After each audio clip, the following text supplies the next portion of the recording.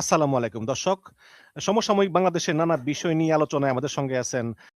ইরানকে দেয়া 48 ঘন্টার ডেডলাইন পেরিয়ে গেছে, কিন্তু প্রশ্ন হলো এরপর কি ডোনাল্ড ট্রাম্প নরম হলেন নাকি আরো ভয়ঙ্কর ভাষায় নতুন হুমকি দিলেন?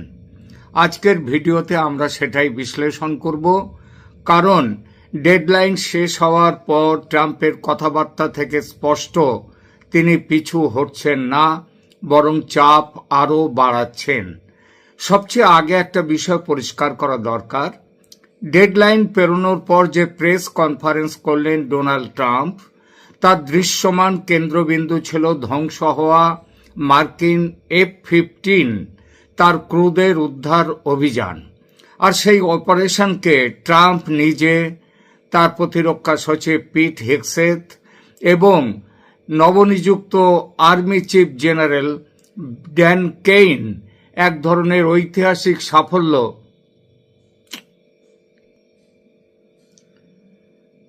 একেবারে ঐতিহাসিক সাফল্য হিসেবে তুলে ধরেছেন। কিন্তু এই আত্মপ্রশংসার আড়ালেই ট্রাম্প এমন কিছু কথা বলেছেন যেগুলো মধ্যপ্রাচ্যের যুদ্ধকে আরো বড় পর্যায়ে নিয়ে যেতে পারে, সেই ইঙ্গিত স্পষ্ট। ট্রাম্পের সবচেয়ে আলোচিত বক্তব্য ছিল এই যে ইরানকে এক রাতেই ফেলে দেওয়া বা নিয়ে নেওয়া সম্ভব, এবং সেই রাত আগামীকালের রাতটাও হতে পারে, মানে আজ মঙ্গলবার 7 এপ্রিলের রাত্রেও। রয়টার্সের ভিডিও রিপোর্ট দুই জায়গাতেই এই বার্তার প্রতিফলন আছে।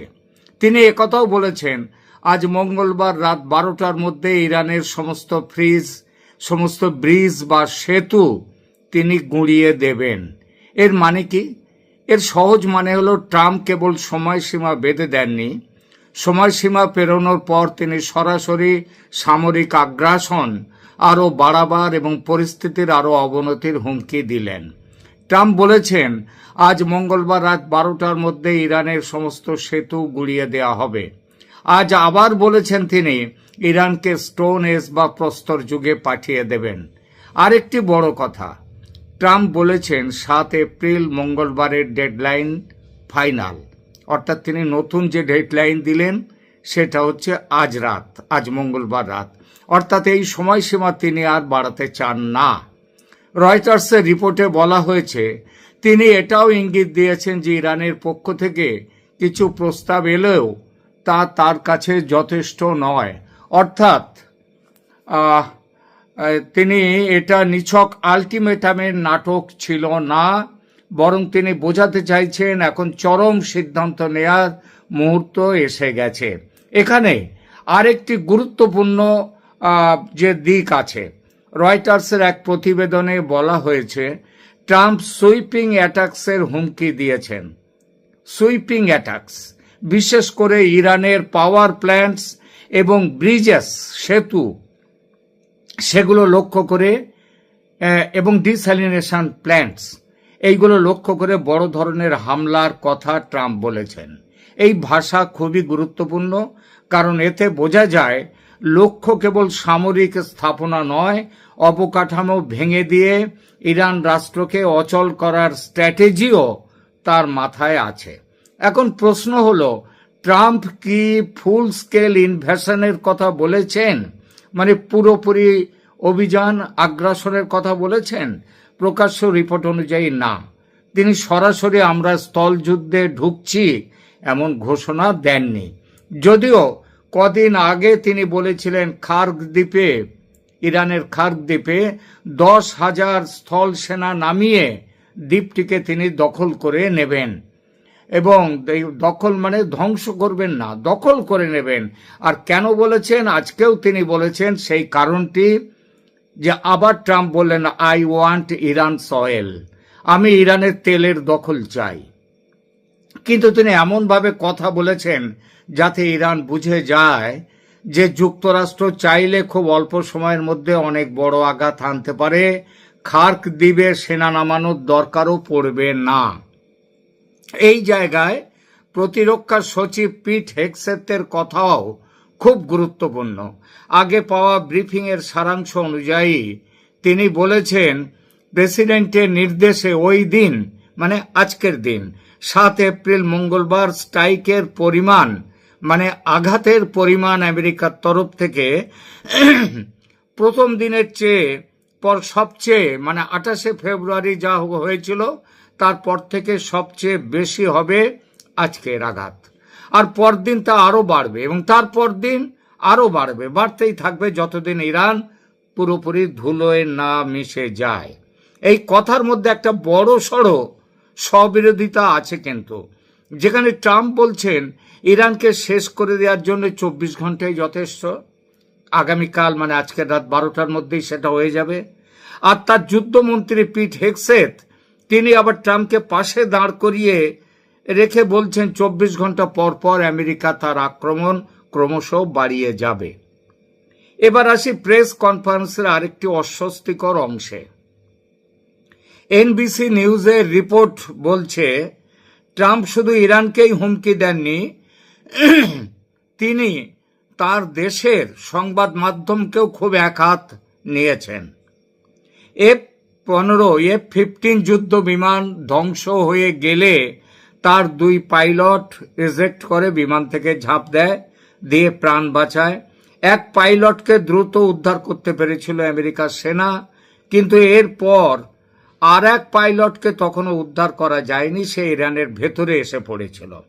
আমেরিকা চেপে রাখতে চেয়েছিল এই সংবাদটি, কারণ এই সংবাদটি প্রচার হলে ওই পাইলটের জন্য একটা বড় ধরনের ইরানি অভিযান হতে পারে।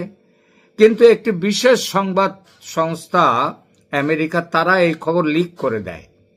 লিক হয়েছিল নিশ্চিতভাবে, কিভাবে না সেনার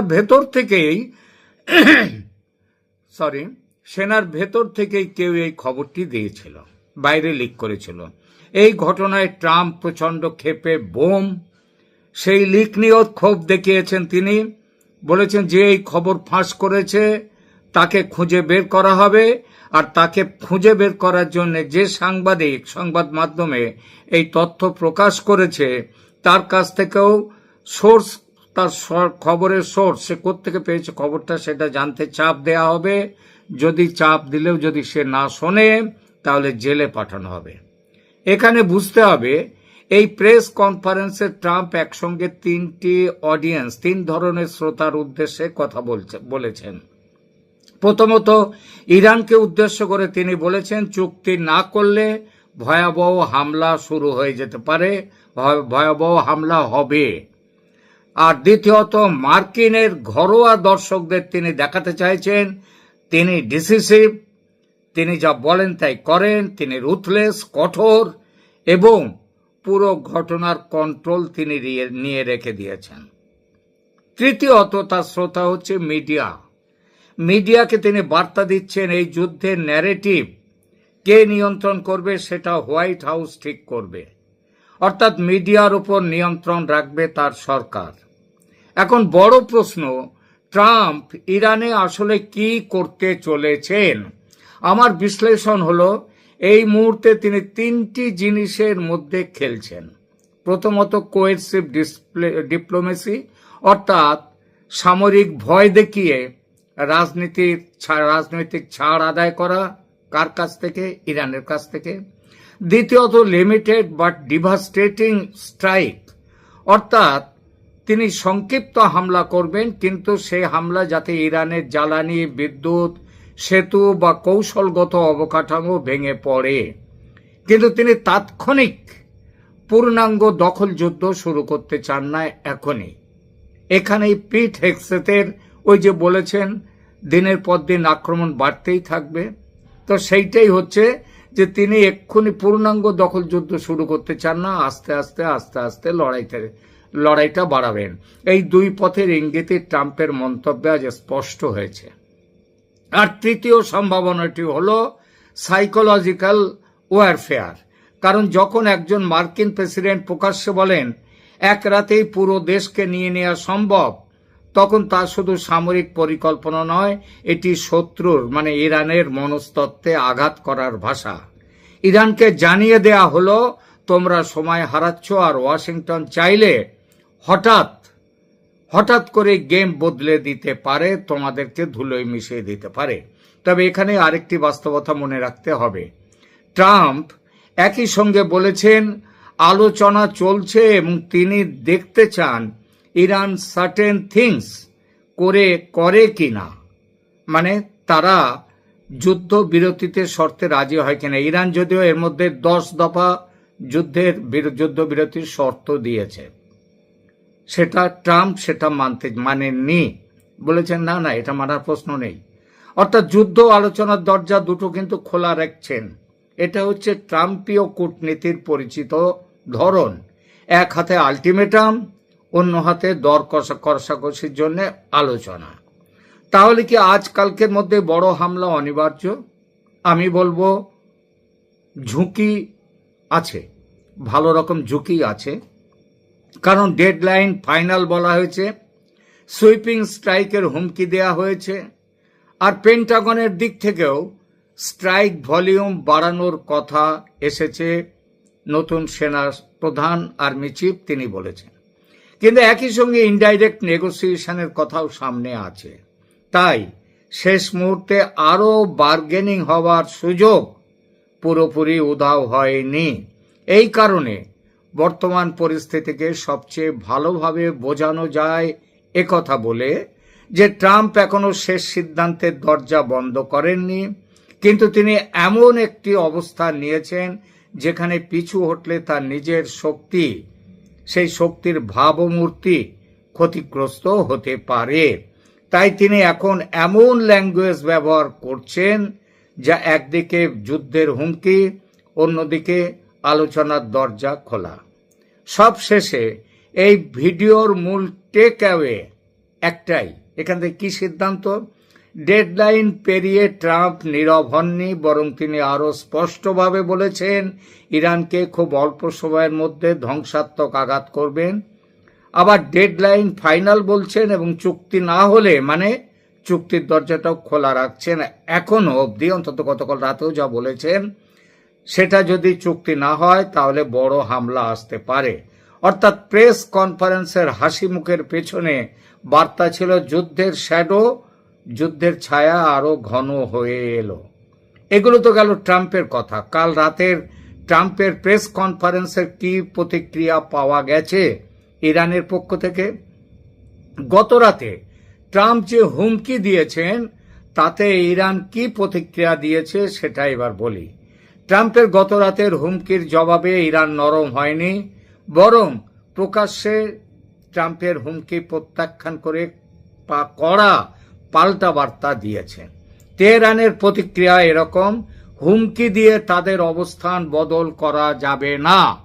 বদলানো যাবে না, আর ইরানের সার্বভৌমত্ব নিরাপত্তা রক্ষায় ইরানিরা সব শক্তি ব্যবহার করতে প্রস্তুত।